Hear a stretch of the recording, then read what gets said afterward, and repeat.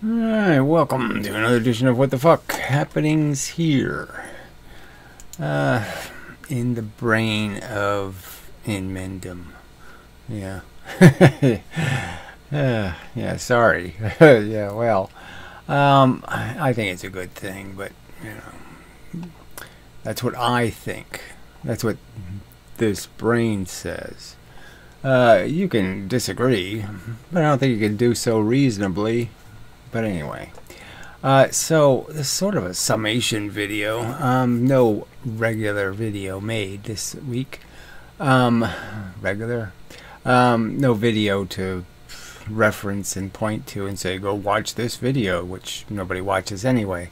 So, no particular reason, just didn't work out that way. So, these are my notes here.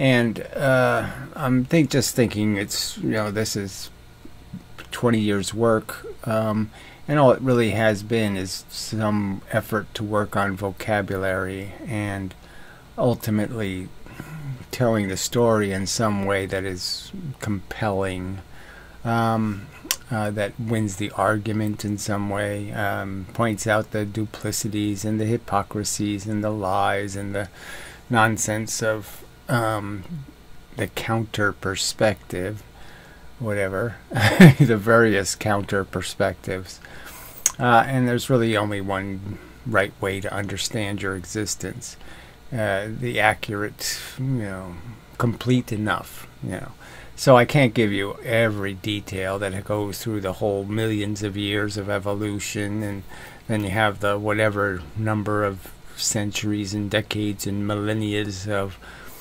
all of the physical crap, the physics, before you get to evolving crap on Earth, before you can even use the word evolution, I guess, in the biological sense. Obviously, in a sense, matter evolves, and it goes through stages, and there's this stage where it replicates, and that's the stage where some sort of, as far as the Earth goes, okay, the most literate representative of the product of that process. I think you could clearly say intelligent in terms of knowledge manipulated in a brain. The other organisms are doing lots of manipulating of information, but it's not complete enough information. It's pretty crude understanding, hot, warm, cold, that kind of stuff, but nothing, no contextual science, so to speak. I mean, they pass down some things, right? Like chimpanzee figures out to, extract termites with a stick, and the others learn, But their invention process is very slow, and their learning is degraded by the fact that if somebody misses the lesson, he can't teach it. Anyway, all right, so like I said, there's thousands of videos, lots of time put in, just describing all the little imbecilities I've noticed through my existence, and attempting to give them some meaningful utility in expressing, okay, in in my brain saying this doesn't make sense, we should fix it, like the right to die. If you really do value life, you should want the people who are living to want to live. You shouldn't be forcing people who don't want to play. That's really stupid. But anyway, so yeah, so and generally speaking, it comes down to some kind of I see the problem as being people aren't reasonable, and they don't really think about efficiency and inefficiency. They'll buy things that use more electricity, than products produced or something. Lots of stuff that's running a deficit rather than a profit. And replication is is an example of a failure to understand the concept of value, and that whatever little pleasure you're going to derive from this event, the price paid for it's going to be very high. Anyway, all right. So I guess we'll begin.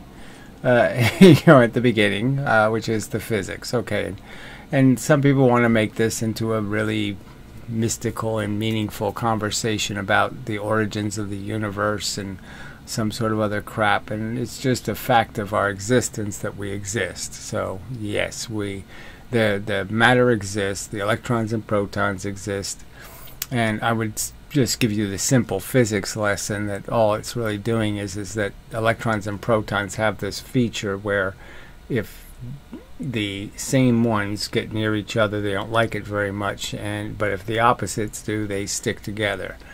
They tend to want to, and so they're sticky. So you're just mixing a whole bunch of them in a heated environment, in the sense that there's little bits flying around, bouncing them about, and they can settle. When after they're jiggling, they settle into electron, proton, electron, proton, electron, proton. They like to be in that kind of arrangement.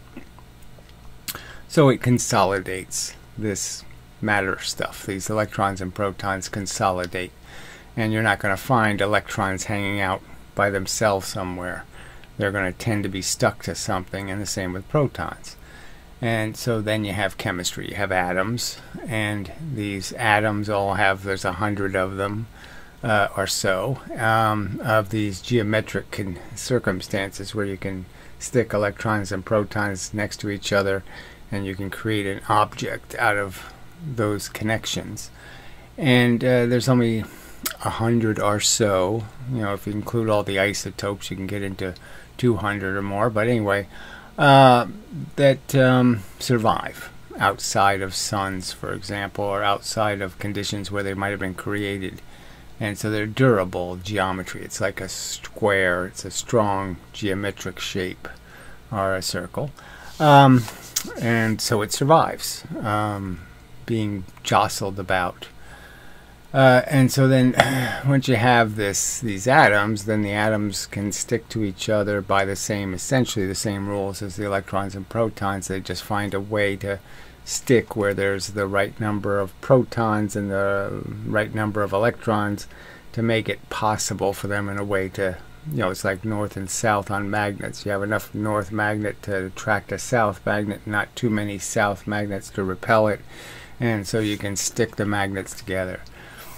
And the product of that chemistry is lots of compounds, and so proteins is a category of compounds that can be created, and it really just means that it's a stringy thing, and it's a long and thin piece of just the same kind of little molecule stuck to each other. So there's like 4 or 5 different molecular pieces that make up a DNA molecule, and it's just a bunch of these little acid and base pieces of chemistry, and they just find it convenient to stick to each other and create a molecule, a string of that crap.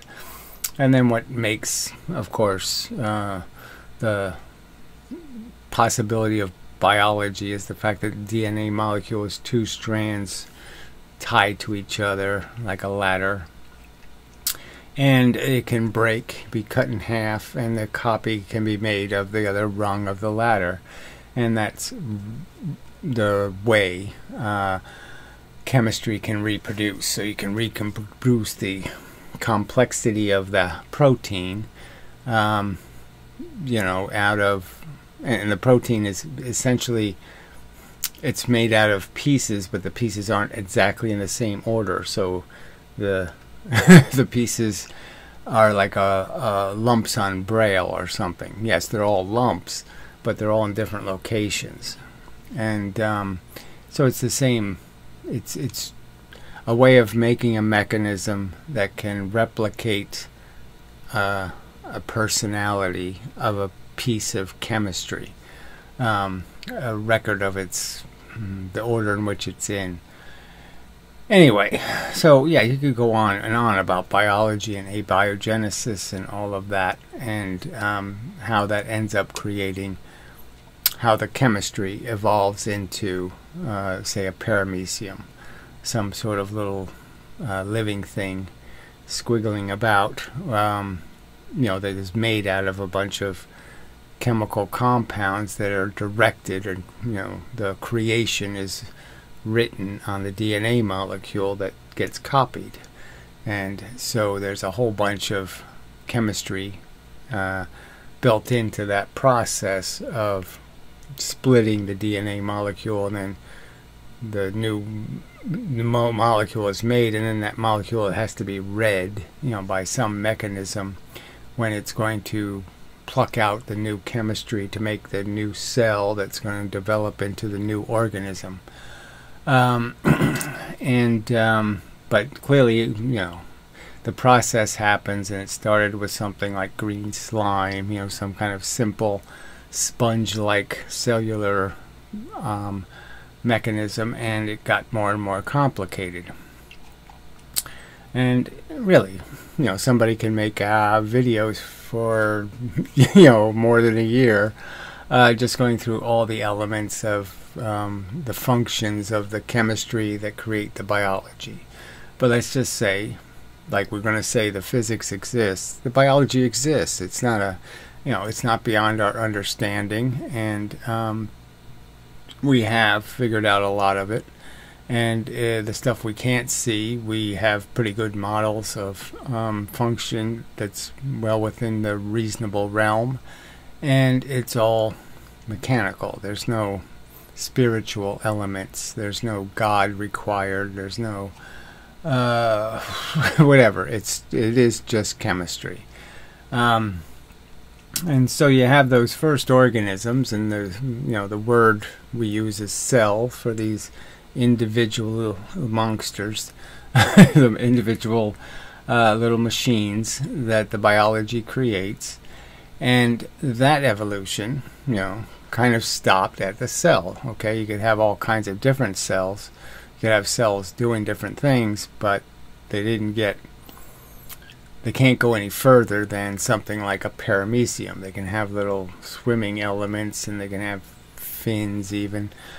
They can have a couple of mechanical features, but they're basically just a mouth and an ass, and with a few reconfigurations where they can shoot poop at something, or they can do some other kind of silly thing, but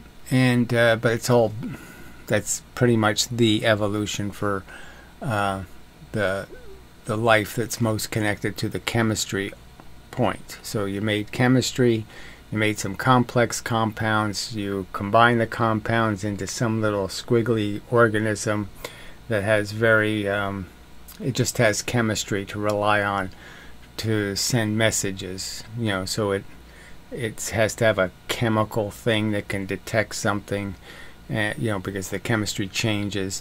So a photon could hit some chemistry that's light sensitive, and but there's no electricity running through its body. There's nothing moving very fast, so there's no way to build anything.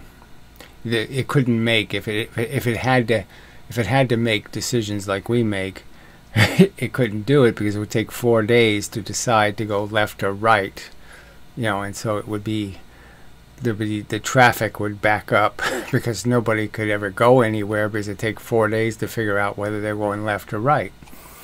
Anyway, so then the biology got weird. Okay, so we call it all biology, but it's not really the same subject, so I use the term double biology. So all of a sudden double biology happened, where the biological organisms were put together, arranged into a machine by the DNA molecule. So the DNA molecule first just built cells, And then the DNA molecule was able to build cells that made cells that made cells that made cells, and they can make liver cells, and they can make kidney cells, and it can make all kinds of different cells and throw them into a blob, and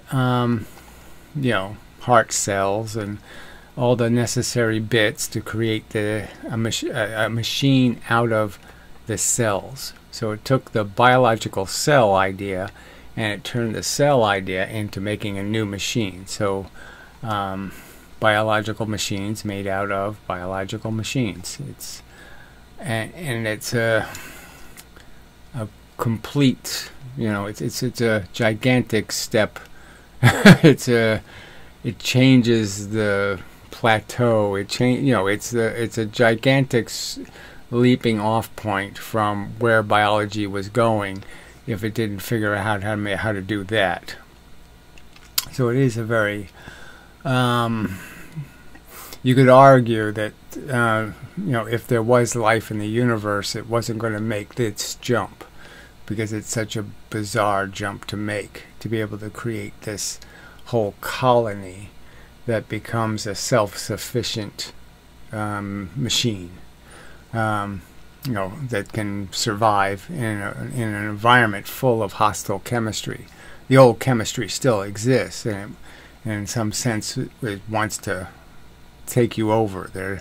There's viruses and all kinds of other stuff that are already enemies of cells.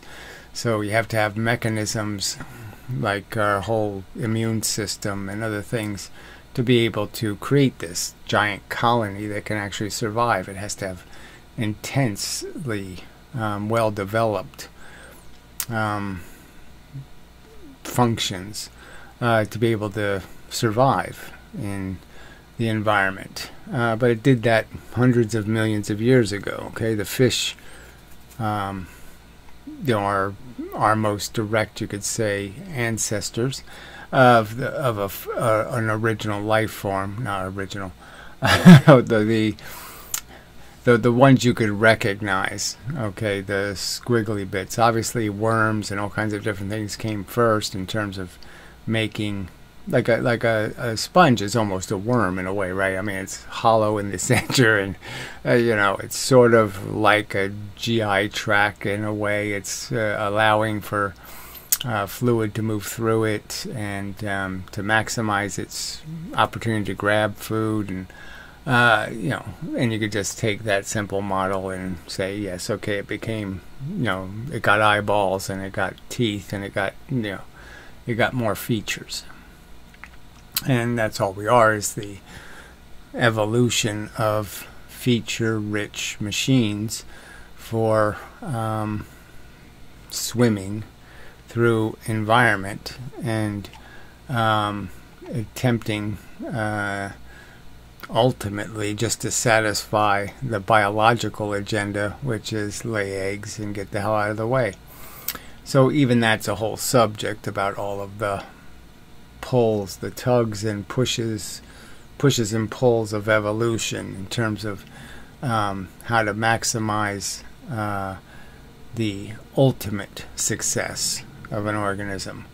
So I've sort of made the argument that funguses could take over the world tomorrow really easily, because they're incredibly efficient in recreating themselves, and but the fact is they haven't, and I guess I could argue the reason they haven't is because then they would be food, and what they don't have is any way to defend themselves. They don't have any spikes or swords or other mechanisms, and so if they became food, then they would get easily annihilated, just as because you just don't want to be you don't want to be food unless you have some trick to prevent yourselves from being consumed out of existence. You don't want another organism to evolve as part of its diet. Okay, so there's all these balances and counterbalances to what's an advantage, and the advantage is really defined by the long term, and you could almost argue that nothing survives for the whole term. There might be some organisms on Earth that are that have actually been alive in their current form for a million years, but it's I don't know what they would call them. But anyway, I mean, maybe parameciums, who knows? But I'm thinking of the multicellular organisms. There probably aren't that many, but the first one of those was probably, what, 500 million years ago? 500,000 years ago. No, 500 million years ago. Yeah. 500 million years. Oh, God. Of frickin' things eating each other. Just that. Just, ew. Ew. Alright, so I'll take a break there and continue. Alright, back. So I put a space right in here after biological machines made out of biological machines, because it's just a real, now we're going to get to the real subject of what the consequences are in terms of how dramatic they are in terms of the difference between a paramecium and a human being. Okay, in terms of, it's almost ridiculous to call them the same thing, a living thing. They're so very different. But what they both need, okay, being a machine, the fact is they're going to have a choice all the time to go left or go right or up or down, or there's all kinds of decisions that are possible. And the fact is, if they go left or right, it's going to make a difference to their survivability. There's a higher probability if they do one than the other. And it would be useful for them to have some information. So the simplest argument is that temperature, you could say, it's obvious that the organism should stay in the warmer water because there's more chemistry taking place and there's more opportunity to get food that's edible and all that kind of stuff. For early organisms, you could argue. And then, sunlight also creates all kinds of opportunity for stuff to happen that could be an advantage. So these things would be sensible, okay, that organisms could sense that. And so the little single cell ones do it and we do it, obviously through different processes. And so you could argue that parameciums have some built-in mechanisms, but it's almost like a pendulum clock. It's so simple in terms of the mechanics is really simple. You could just argue about a chemical control system that basically says, look, you get stuck in some place, go left, try going left twice, and then go right once, and then try to go up, and then try to go left once again, and it's just a routine, and they all do the same routine when they're in the same circumstance, because it's a really simple built-in clock-like mechanism, very mechanical, chemical mechanism. And where, and the same for the flagellum, they send a little bit of chemistry that has a little bit of sugar or energy in it, feeds the cells. The cells, are triggered into creating chemistry, and it causes the expansion and contraction of the molecular structure of the flagellum, and it wiggles. So it's just a mechanical sensing system, a really crude system. Doesn't identify dog from cat or anything like that. Does something really crude, okay, and has a crude response. And so that's what the single cell organism is doing. It's nothing very sophisticated, because it can't be. And the key thing again is the neuron, the capacity to use electricity. So instead of moving information from sensors to action functions, tools, through chemical messages that have to move through a medium, they send, neurons enable us to send messages at the speed, almost the speed of light, the speed of electricity. And huge, gigantic opportunity created there, because now you can do millions of calculations a second versus 4. You know, not even 4, frankly. You know, chemistry is so much slower.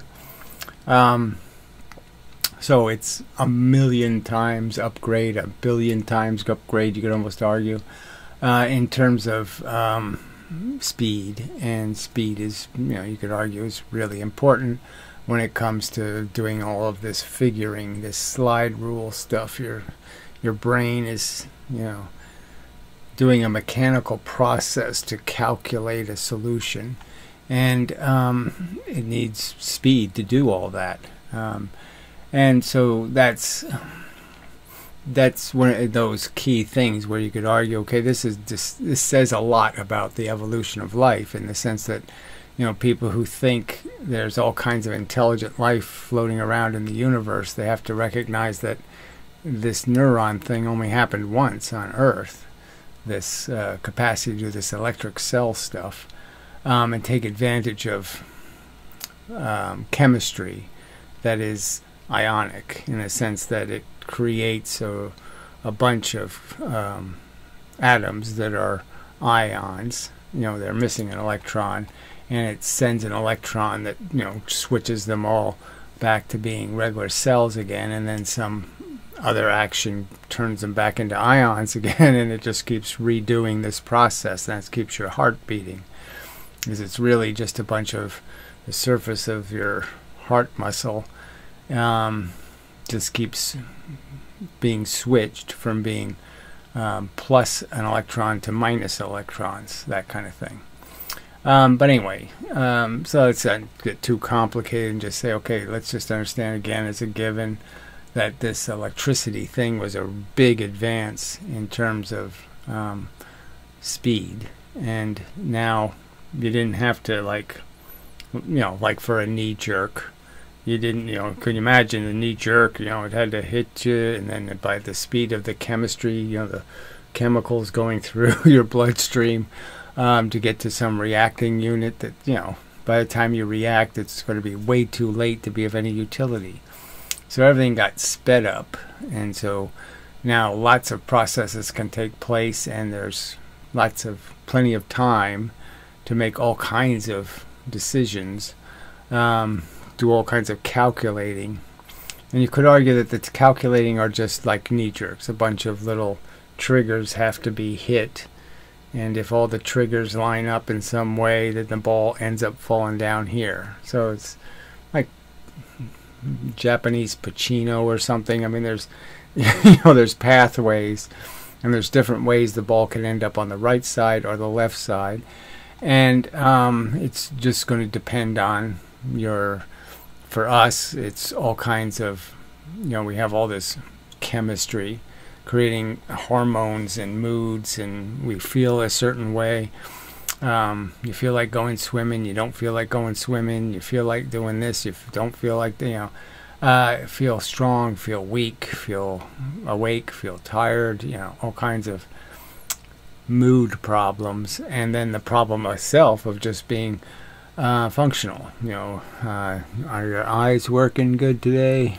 You know, can you see what you wrote? You know, all kinds of crap that it has to work through in terms of the functionality to be even in the mood to accomplish a task. All right, so so once we have the neuron, then we can talk and say there's this idea of a central processing unit, and that's just what I was saying about the reflexes. You just take all the reflexes and put them in one place so you can reuse the same mechanism. So it's basically just saying you're going to need a calculator for all kinds of different senses, and instead of having 15 different calculators all doing the same thing, you put them all in one place and you just use the hardware. And so your brain is basically controlling all of your functions, and it's controlling in with this centralized reflexive network that's connected to all the other little bits. So it's, your brain is actually, you know, creating the hormones, creating the chemistry, making the organs, regulating their function, getting sense data from all kinds of places. And none of that enters your conscious stream, because it doesn't have anything to do with necessarily creating any kind of impulse for you. You don't have to do anything. It's all internal. There's no external. So it doesn't enter your conscious stream, which mostly has just to do with your interaction with the external world. And the fact that part of how you're going to react,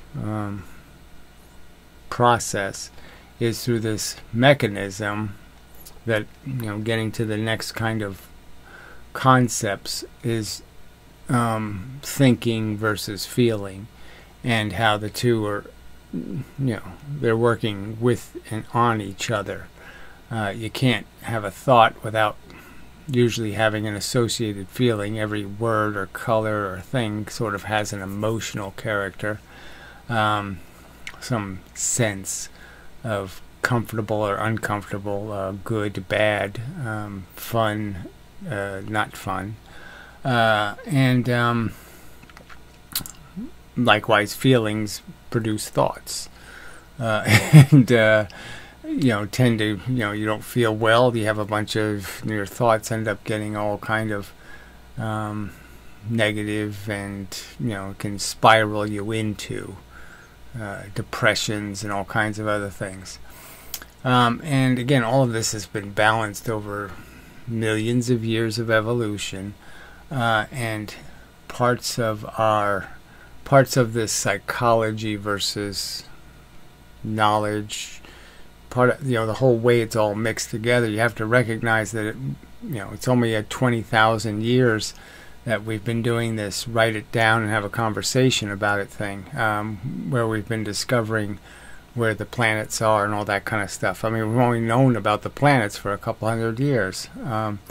Lots of stuff is so recent, and so some of the lack of continuity in terms of having appropriate thoughts and feelings versus all of this contextual information, where the original design, the original function was you were just a beastie in the woods, and the idea is you're hungry and you're horny and you're certain things, and you're just trying to get what you want.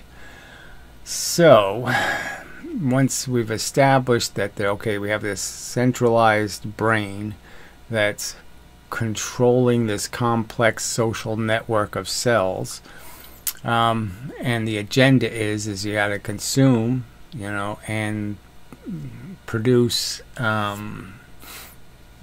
reproduce your molecule. And we have to do it through a rather complex, long, tedious process of creating a young'un, and then we're having to maturate it and teach it and go through all this crap. And that's just because of the fact that an environment was created, and the niche, an organism filled the niche, and so that's how we became what we are. But we can see how connected we are. You take away your education and your vocabulary. If we don't teach you any vocabulary, you can see how you would end up not much better off than a chimpanzee. All you can do is mimic what you see others do. You have a very limited amount of knowledge. You're not going to be a very sophisticated organism. Your behavior is going to reflect the fact that you lack all this contextual knowledge to live a more sophisticated existence than just a hungry organism, a hungry animal. Anyway, so the point is, so you have the neuron, you have the central processing unit, and what you're basically saying is what's the brain's job? And after 20 years, the simple statement is detect problems and compute solutions, and that's That's what it's for. That's what it does. You survey your environment, and problem is usually defined as something threatening you, or threatening your food, or threatening your possessions, or threatening. And the solutions are, tend, for the crudest of the humans, to be whatever makes me feel better, or makes me more secure, or me more comfortable, and whatever makes them less threatening. So we can have some sort of envy or resentment, and then we could, put banana peels down and have the alpha male slip and break his sacroiliac, and we win, and because we get all the chicks now, and he can't beat us up because he's all broken. Some kind of crap like that. Okay, it's a crude, the problems are stupid and the solutions are idiotic. Okay. And so we're trying to do better than that, in the sense that we have all of this contextual information about our biology and how we evolved, and all the bullshit that goes in it. And so obviously we can detect all kinds of, we can detect global warming, or we can detect the problem with forcing people to die horribly for no good reason. Detect all kinds of negative incentives created, that just create a bunch of liability and waste. And we can detect those problems. We can engineer, as engineers view life or a circumstance, and say, let's not build that bridge to nowhere. If we're going to build a bridge, let's build a bridge to some place good, not someplace stupid. And we can measure efficiency and try not to pay too much and pay too little. We can come up with some sort of like instant runoff voting to make the voting fairer and better. We can see something is wrong, and we can calculate a solution.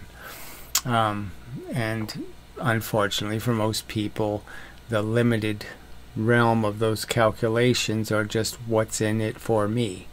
And that's all they're calculating, okay? And the only problems they're detecting are ones that affect them. And they'll just ignore, contextual reality. So a lot of people have kids based on hope. They think their kid's going to be the president of the United States, and they really don't imagine the fact that, the law of averages are, it's going to be, a useless drug addict, or some other kind of bullshit. And, so there's very little objective, rational, logical, fact-based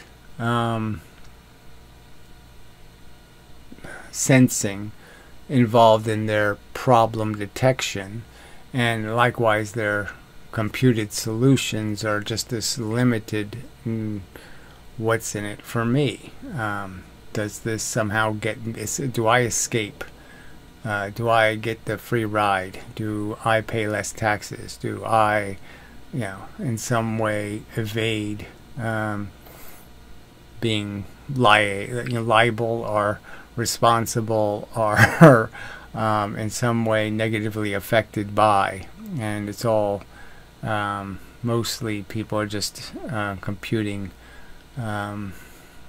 ways of escaping liabilities and responsibilities. And so what just popped into my head was this morning, I tell you, I was going to make a regular video in a, it wasn't going to be a walk and talk, but it was going to be a porch and talk. And with these assholes, living a couple houses down, they're playing music out of their car with the car door open, and then the house door open, and they're inside the house listening to the car. And it's all this, it's just a fact. It's this Mexican shit. Okay, I mean, you're in somebody else's country and you're playing crap that nobody can, somebody who grew up here isn't going to understand. And it's obnoxiously loud. And you're just, and I actually went over there and I yelled through the door, at the person, and they didn't do a damn thing about it. They didn't stop. So it went on for another 20 minutes. And it's just like, how did they compute this to be rational behavior? I mean, how is it possible? I mean, I don't understand psycho killers. Okay, I don't get a lot of things. But how do you do that? How does your brain say, I'm going to annoy the fuck out of the neighborhood for no good reason at all, really? I mean, I could just plug earphones. I could, earbuds. It wasn't like it was music with some complex orchestra or something with a whole bunch of beat tones that you had to feel your body vibrating. It's coming out of the car and they're in the fucking house. So I mean, that argument is out the window. So what the fuck is this for? Right, see, and so I had that kind of reaction, right? And I said, well, I'm not going to make that video. But it is this, it's just this current social dynamic is impossible. It's just impossible, but you can't really say anything without somebody saying you're being a racist or you're being this and you're saying all foreigners are shit and blah, blah, blah, blah. No, you're not, I'm not saying that. I'm just saying you got to fix this though, because this is just the road to ruin. Okay. And then the other problem was as soon as that stopped, then a couple of cars went down the road at 60 miles an hour and no muffler. And you're saying, how is that even possible? How do you buy this car in the first place legally? And then how is it that cops can't just open their window and hear the car and say, from 5 miles away, oh, I ought to go in that direction because that sounds like somebody in sixth gear in a residential neighborhood. I mean, this isn't, this should be solved. This shouldn't even have to waste, I shouldn't even be wasting my neurons having to figure out how this crap is possible in the first place and how our civilization can't do anything about it. It just hurts. It hurts the brain to try to imagine how something could be this fucking stupid. Alright, so that's the end of that commentary. It's just no point in talking, saying anything. Because you don't want to say anything to imply that there's anything about Donald Trump that's reasonable. Or the whole right-wing thing. Because there's nothing. Their agenda sucks at its core. And so all you have is, gee, my team is a bunch of creepy shit for brains. And so there's nothing, there's nowhere to go here. There's nothing. There's no rational, group of people to join. There's no rational political party, let's just say that. I mean, the Greens are lunatics. I mean, there's nothing. There's no choices here. So you sort of saw that first happening in Britain, where the Labour Party wasn't the Labour Party anymore. The Liberal Party wasn't liberal. I mean, everything just turned to shit. And you couldn't say you wouldn't want to hold your card up saying I'm a card-carrying member of. Fuck that. Because I'm not. So yeah, it's just. I sort of saw it coming, but you don't realize just how bad it's going to be until the flood gets here. You're saying, oh shit, this is bad. Okay. Irrational groupthink is bad. So anyway, I'll be back. Letting dumb people vote. I mean, I was always you gotta let everybody, fuck it. There's just way too many people don't know what the fuck they're even voting for. And, on both sides, obviously. Obviously. There's some states though that shouldn't. Nobody in the state should be allowed to vote. They're so fucking stupid. Anyway, yeah, I'll just shut up. There's no winning, so I just won't bother. Yeah, there's no right side here. There just isn't any. Yeah, all right, I'm back. All right, so there's a slight problem in trying to, continuity of actually writing something versus explaining it. And it'd be nice to be able to just say detect problems and compute solutions. But the problem is that the detecting problem has this complexity in it of the problem is your own reaction. So your brain creates reactions to circumstances, and the problem is the reaction, fixing the reaction. So I've used vertigo as an example just because it is kind of weird psychology. So your body has this reaction. You see height, and you get dizzy, nauseous, fainty. Okay, yeah, your body freezes up. All kinds of weird shit can happen to you. And it's this physiological reaction. I mean, you're not, your heart isn't racing. You're not having, nothing. You're in a perfectly comfortable mood. And the next moment, you're, just climb a few rungs of a ladder. And all of a sudden, you're in this sea of sickness and uncomfortable shit. And, and it's just this physiological reaction. Okay, your brain has taken the environmental circumstance and panicked in some way, had some trigger pulled. That's totally useless to your purpose, totally exaggerated and nonsensical. And so that's the problem, right? The problem isn't that you're 5 rungs high on a ladder. The problem is your stupid brain is reacting in some stupid way that might have something to do with evolution 250,000 years ago, but doesn't have any use today.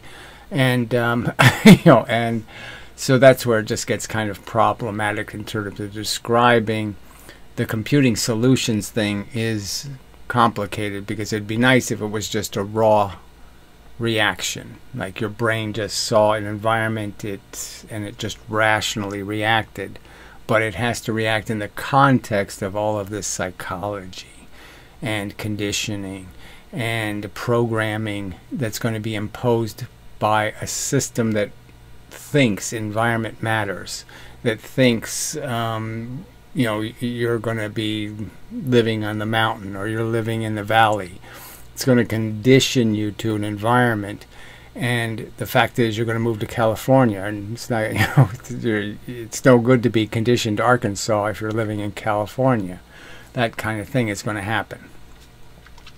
So it just makes it makes something that could be simple, just saying that your brain analyzes, computes the problem, and then formulates a solution, and it's just not that simple.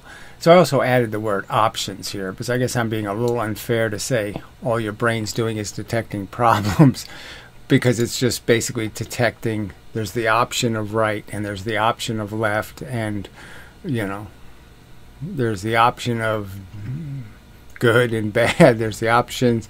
You could just say that the decisions are the preface to the decision is some environmental circumstance where you can understand that you can walk around the tree to the left or you can walk around the tree to the right, and that the two outcomes might be very different. You can walk on the sidewalk or you walk on the street. The street's flatter, the sidewalk's all bumpy and lumpy, but there's cars on the damn street. So you have to figure out how to balance the positives and negatives of the right side versus the left side, blah, blah, blah, blah, blah. And so that's why it just gets a little bit, detecting problems or options should be the first thing that happens. But again, like I just stated, unfortunately, the options are going to be often what symptoms is it going to cause me. So because I have vertigo, I have to be cautious about doing something where I might be caused to distress if my brain calculates that I'm doing something I shouldn't be doing. It says so anyway. Now, and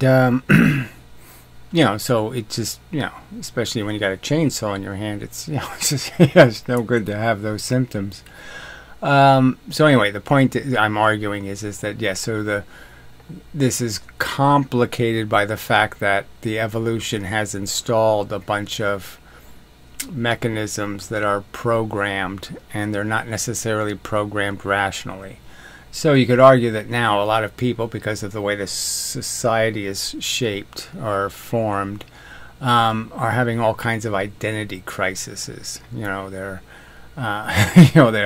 they're not in the right body, they're not in the right job, they're not in the right this, they're not in the right that. It's a lot of, and all of that is sort of what I'm saying is that they've they hatched in one environment and they're living in some different environment. So they have the psychology of something that should be swimming in the ocean, but they're not a mermaid, that kind of thing.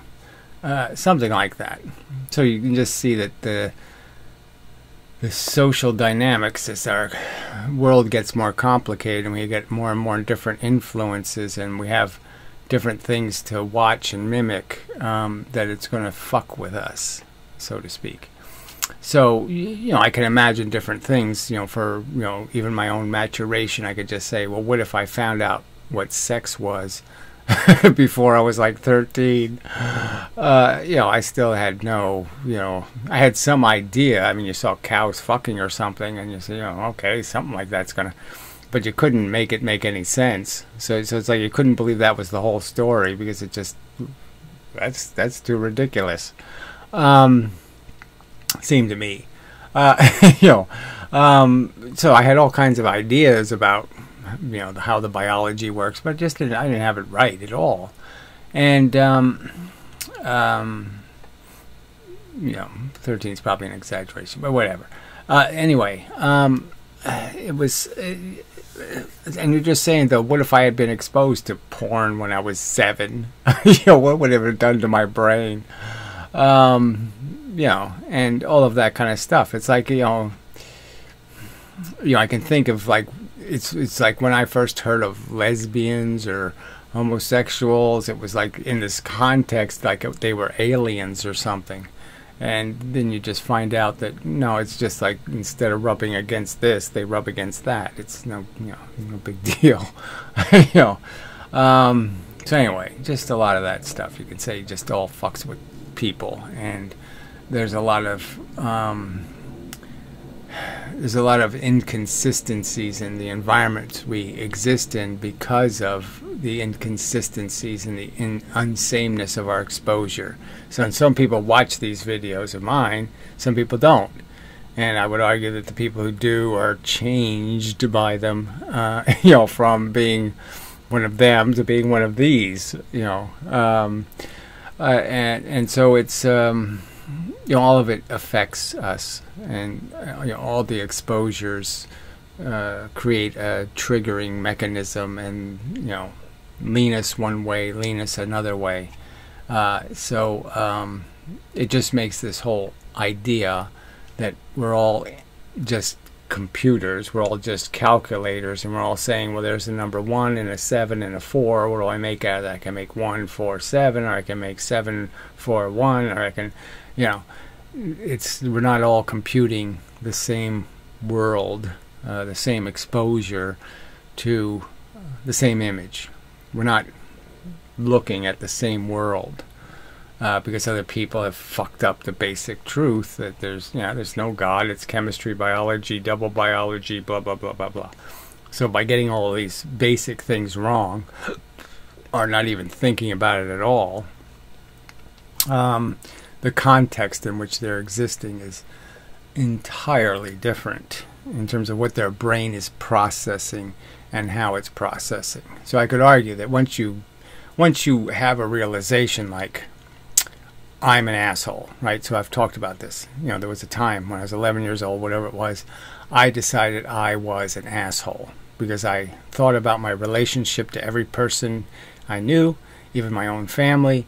And I could just see I was just grafting. I was just, I was just looking for what's in it for me. And you would do things not because of any kind of generosity, but because you were making a deal of some kind.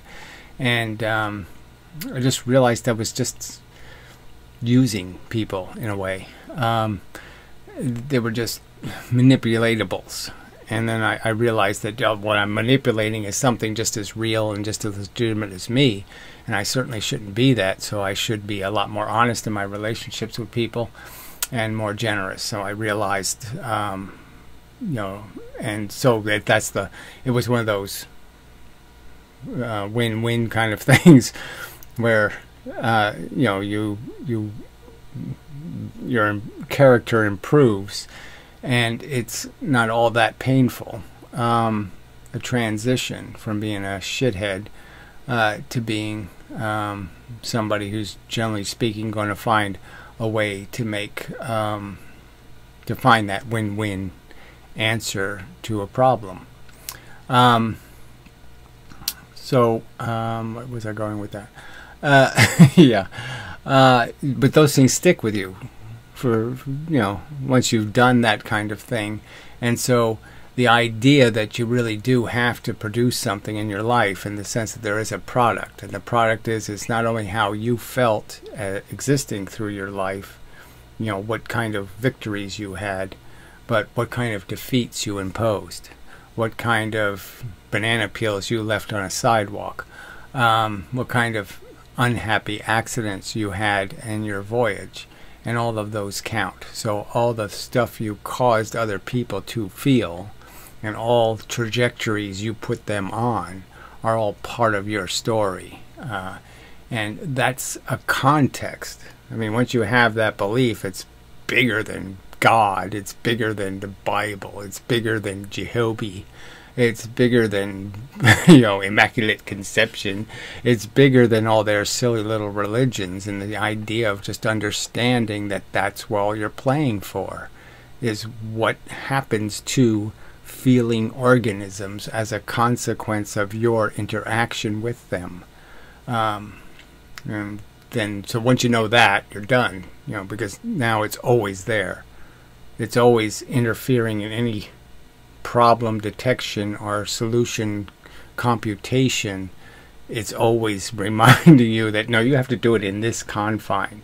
You're narrow now. You have this little tiny option port, okay, that you have to find a solution that goes through that little tiny hole. Okay, you're not allowed to do this sloppy, reckless, messy thing anymore. Because you recognize the obligation and how important it is that the outcome fall in that small area of win-win. It can't fall out here. The answer can't be out here. It has to be there, or you're failing, and that's unpleasant to experience. Failure, disappointment with yourself, and that ends up with a whole bunch of more psychology that goes with it that couldn't ruin you. So, it all has to be... It's a delicate process being a human psychology. It's the simple statement. And people take it... Nobody takes that seriously. So anyway... So I was just trying to get to the point that the thing that gets this thing is complicated is feelings.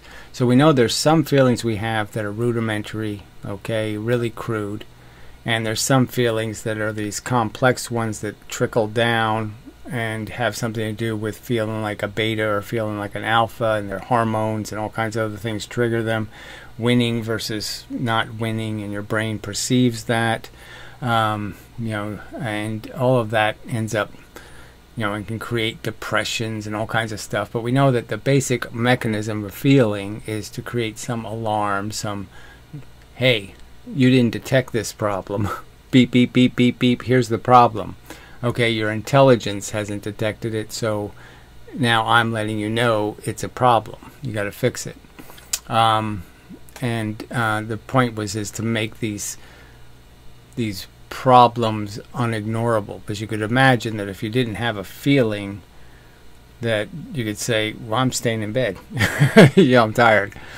You'd always just try to find a way to avoid the problem, because it's going to be, the solution is not going to be fun. So you're just going to keep evading fixing anything, because you'll just ignore it. You'll ignore the statement. Your brain makes a statement. There's a problem, you should fix it. Well, that's not going to make me fix it. But give me an itch, or give me some other aggravation, give me a pain, I'm going to fix it then.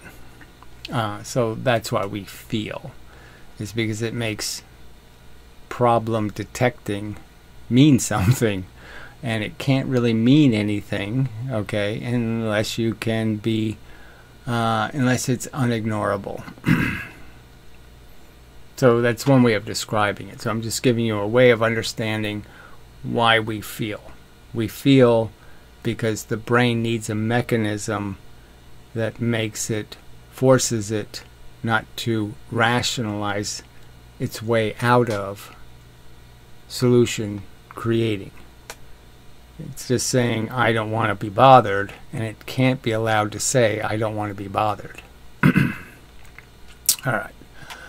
So, on top of feelings is where you get into this whole bigger subject. Okay, so the statement is that your body makes feelings. Okay, the feelings have value. The circumstance that's creating the feelings doesn't have any real value. Like you needing to exist or something, or the real, the core thing that's causing your reaction is not terribly relevant. So it's like the vertigo thing, where there's no real direct connection between what you're feeling and what is really in the environment in terms of a problem. Like you got a zit on the forehead or something, some stupid thing that'll irritate the hell out of you. And you'll say, why am I so vain? Or why, what is this? Is stupid. Why am I worried about this kind of crap? Lots of the girly, okay, kind of way of recognizing that we can be real, get caught up in a bunch of soap opera drama that couldn't mean anything, doesn't mean anything, because of our hysterical emotional reactions. And so the real circumstance is nothing, and our emotional reaction is everything. And the fact is the only part of this that really has value, the only thing that really needs to be computed solutions to is the problem of what our organism's feeling. So the feelings, which are supposed to represent some real value in the environment, the argument is that most of those feelings aren't real problems, and it's just most of them are not being caused by real problems. They're being caused by emotional overreactions and psychological baggage crap. Not that the feelings aren't real, but their cause is irrational. Okay, would be the argument. So create value-rich feelings to represent conditions valuable to the evolutionary agenda. So that's the liability that we're carrying, is that we evolved to live in a simple world where we don't think about the meaning of our existence, and we just figure out how to get shit, eat and,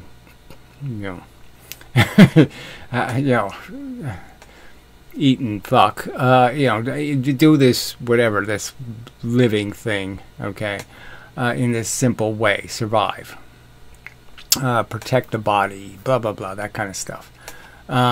Protect your youngins, your eggs.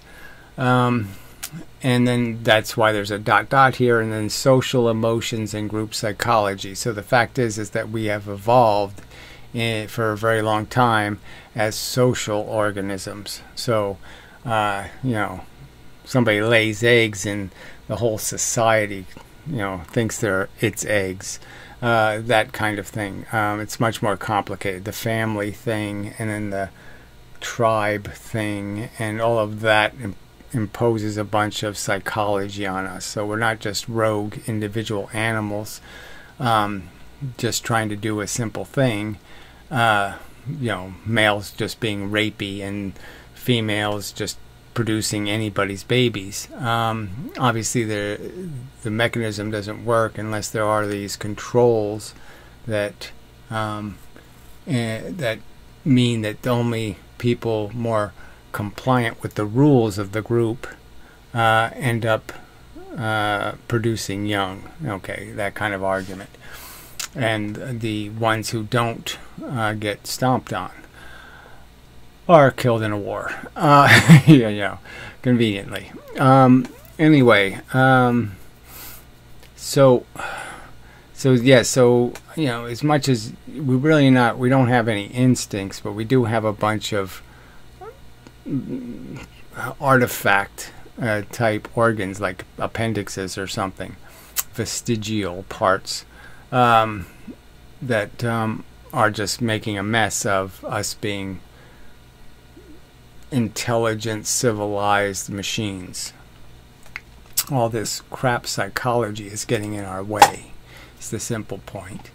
And it's but it's perfectly reasonable to understand why the crap psychology exists, because evolution needed it to exist. Things needed to be controlled, and their behavior had to fit into a certain category to be productive to the idea of its long-term survival. You're more likely to live, you're more likely to survive if the rest of your group gives a shit about you, that kind of thing.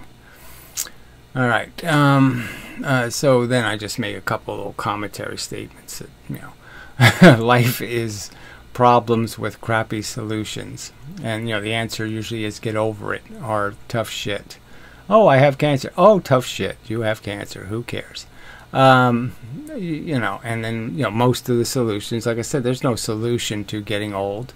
The solution is suck it up. Fuck you. I don't want to suck this age thing. It just sucks. The solution is fuck you. It's tough shit. There's no solutions. There's no solutions to all of the risk and the liabilities. The fact that I can't say hello to my neighbor without risking killing him. I mean, it's just a fact. Is that you could change his destiny just enough, where he's in the wrong place at the wrong time, and he wouldn't be in the wrong place in the wrong time if you didn't waste 2.5, 3, 4, 5 seconds of his time saying hi, just turning his head. These are the deserve has nothing to do with it. The lack of control is so obvious and blatant and grotesque, and the average human's reaction is too bad. Suck it up, pussy. Nothing anywhere close to a rational recognition that this is far undercooked, that this is not a good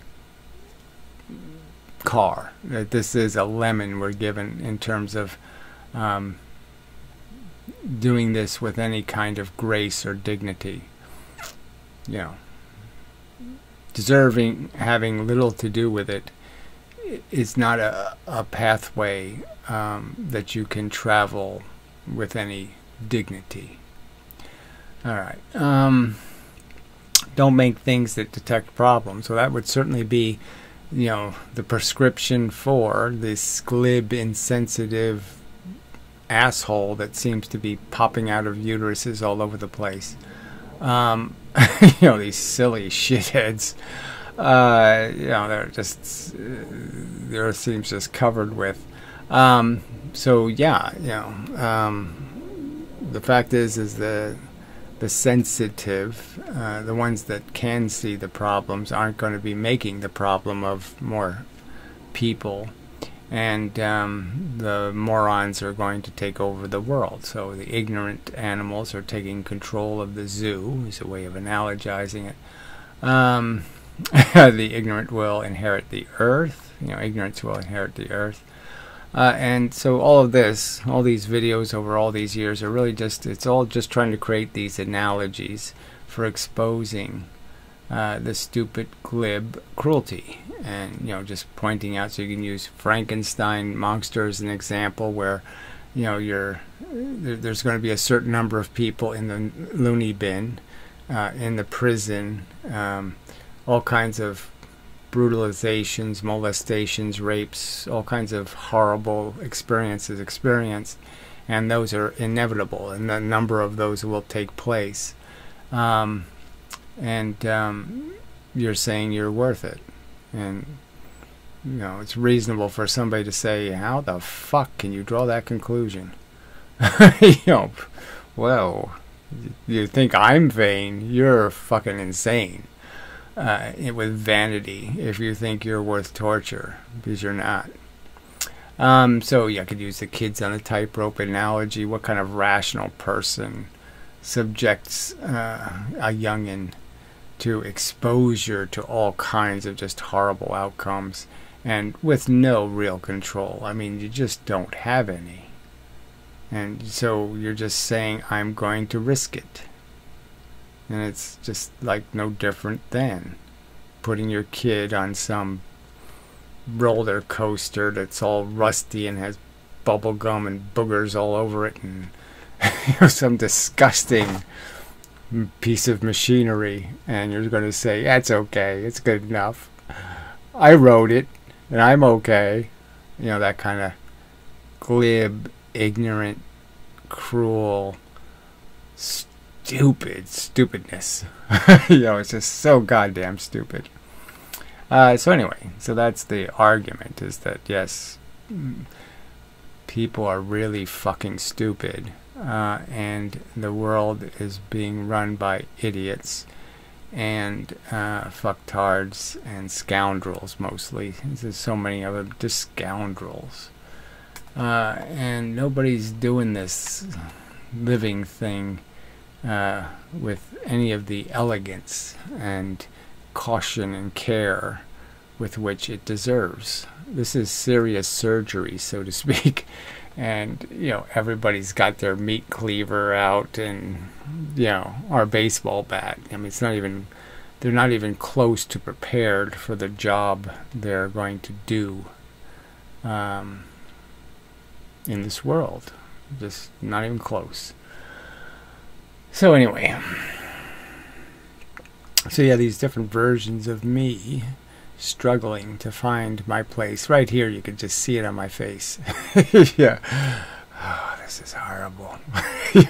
That's my 8th grade graduation. And it was just, oh no, I can't do this over and over again.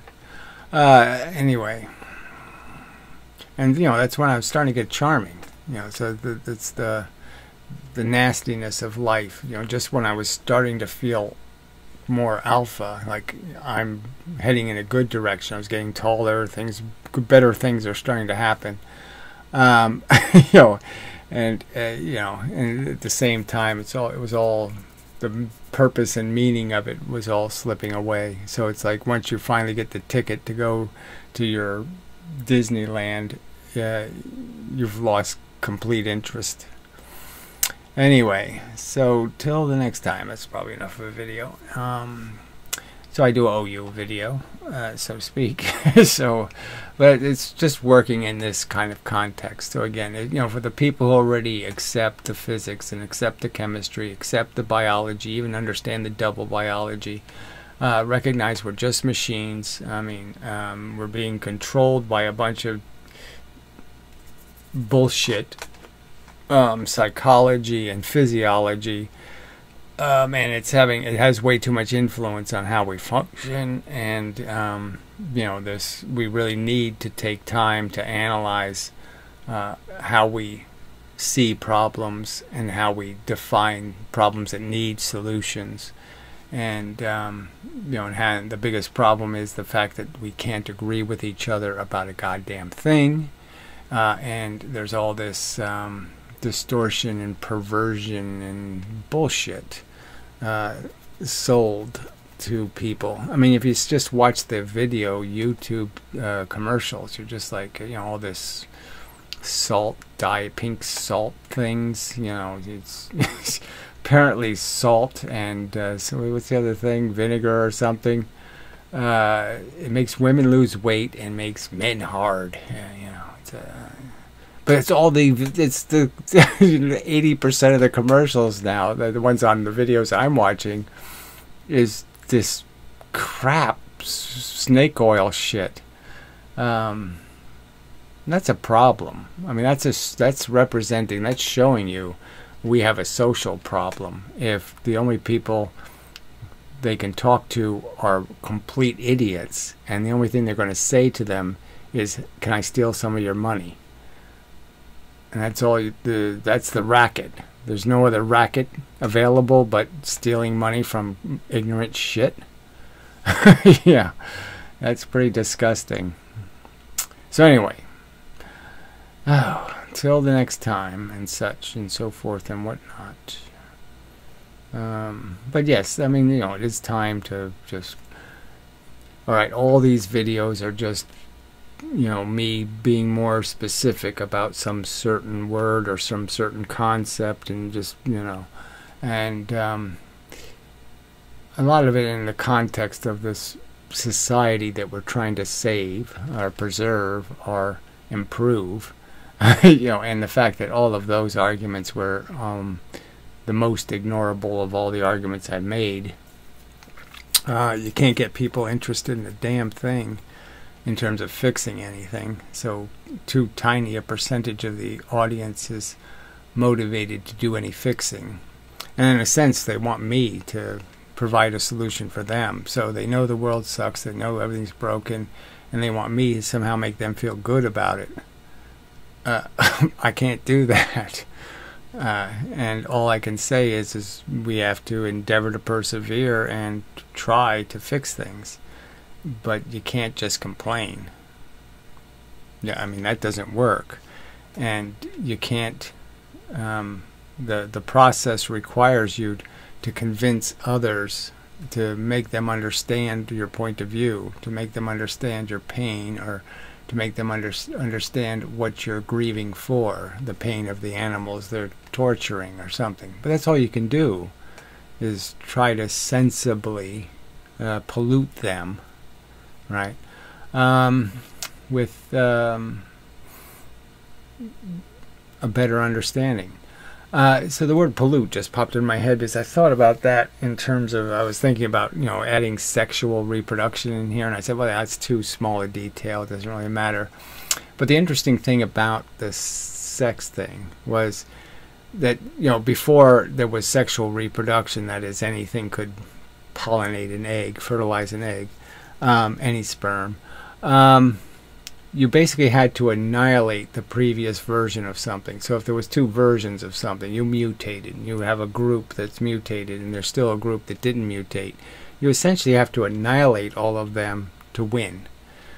And what sexual reproduction provided was the option of just polluting them to death. So you could just gradually pollute their DNA and then win your victory. So you didn't have to actually kill them, you just had to spermiate them or whatever. You just had to pollute them with your DNA.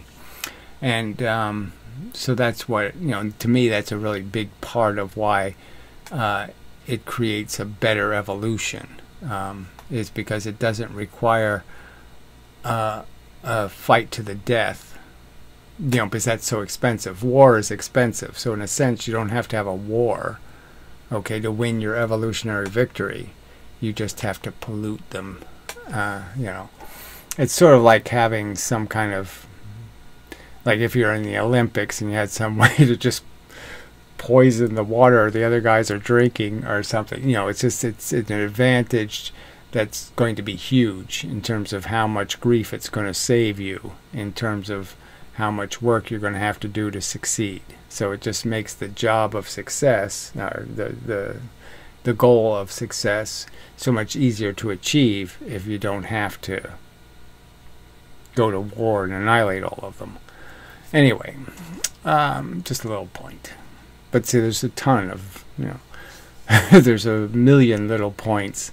All the subjects are interesting and deep. But I'm just saying that for the sake of argument, they're easily just thrown into some pigeonhole category. And you can just understand that, yes, this is just the sequence. Physics, chemistry, biology, machines, robot, okay, programmed, computing machine, but limited to the information it has to make its computations. You could try to figure out whether you could push the moon. So you have to do the math to figure out what's the average movement of the moon versus your momentum, and can the electrons actually all move? Do you have enough energy to boot? But you could do a bunch of calculations. So there's a lot of complexity, but the outline, the schematic, the lot drawing, the survey is very simple. The blueprint is simple. You can just follow along, and you don't need to see the couch and the this and the that. You can see the walls of the rooms and the dimensions and get the idea. You can imagine the floor. You can imagine the walls painted. You can imagine all that stuff. But the idea is to just get the outline right, and I'm arguing this is the outline. That's reality. There's no God, there's no spirits, there's no souls. There's just machines that calculate in a completely deterministic way. They can't violate any of the rules of the chemistry and the biology and the physics. And that's where we're stuck. And we have collected a lot of information, and we do know all of this context, and all of this can be consolidated into a statement that basically says life does in fact suck. It's a shitty circumstance to be in, and there's no good reason to make any more of it, because it's not. The better it works, the smarter it is, the less comfortable it's going to be. Fact.